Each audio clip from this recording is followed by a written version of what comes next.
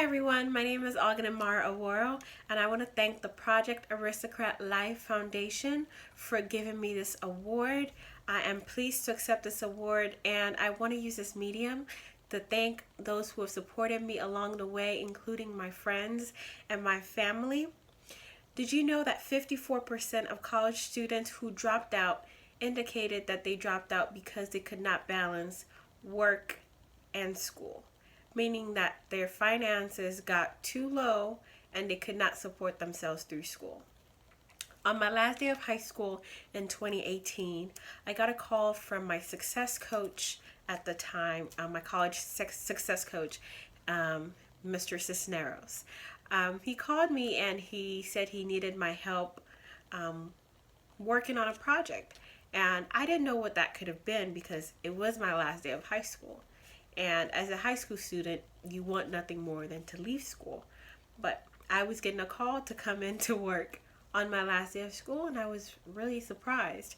So in getting into my car, I called my friends and I said, well, do you know what Mr. Cisneros is calling me to come do? Because I'm not understanding why I have to come into work on my last day of school. This is supposed to be a day of celebration.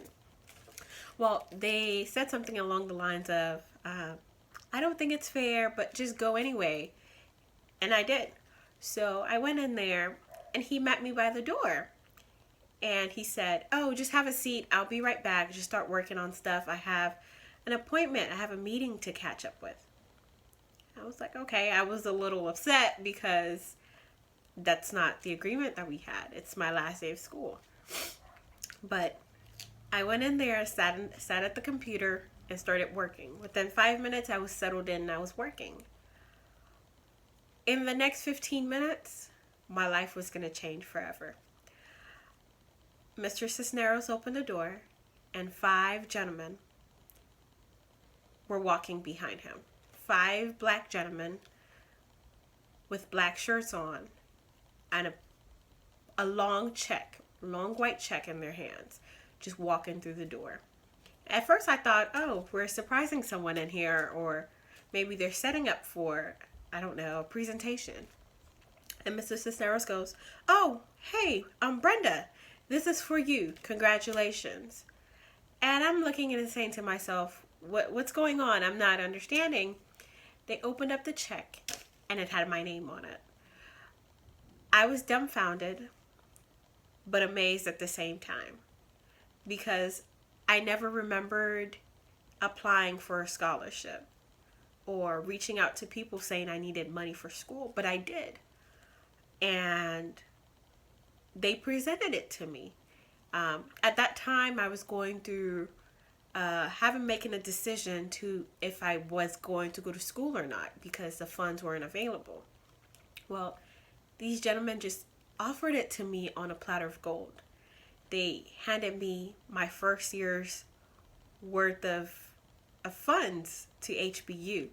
And I was amazed. The most amazing part was them talking about my achievements and everything I had achieved in my last 4 years, meaning the whole of my high school career.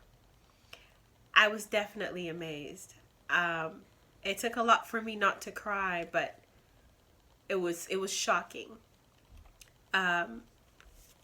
It was shocking to me. I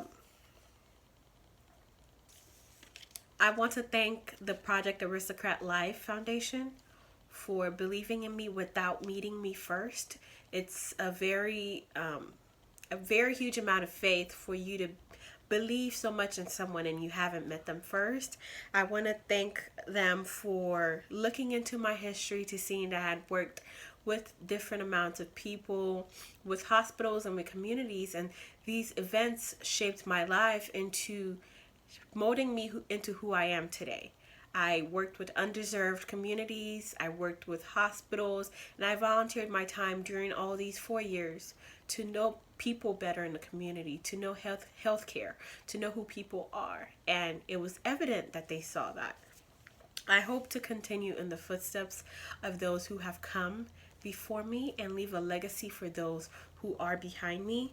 I am thankful for the Project Aristocrat Life Foundation organization for believing in me. I'm forever indebted to them for making my first year of college possible, even at a time that it seemed unattainable.